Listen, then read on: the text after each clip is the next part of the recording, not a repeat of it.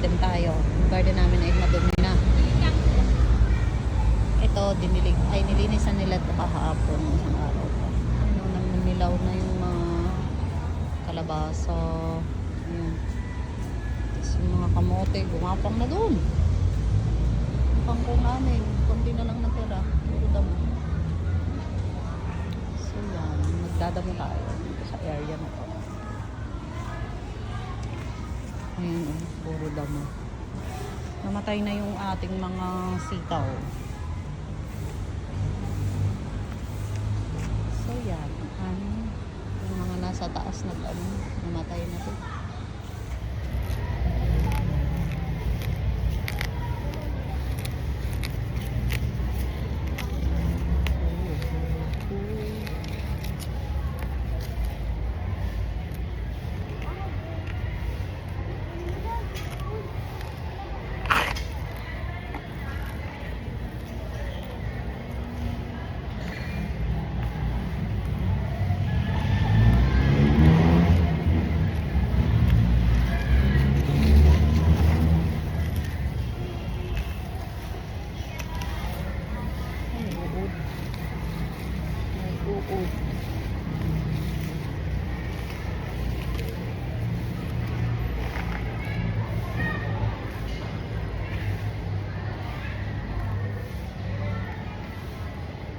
Tumigas na yung mga lupa.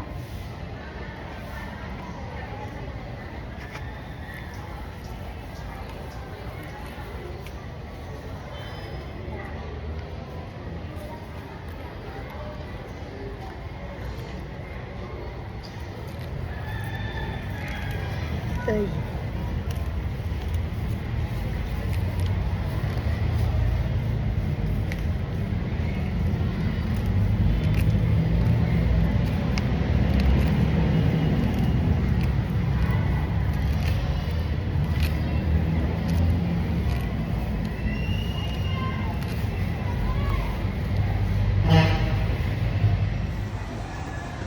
Ayan, medyo luminis na.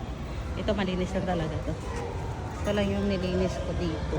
Dito lang. Kasi bato. Bunga na sana yung talong. Si Ate Marlene na didilig.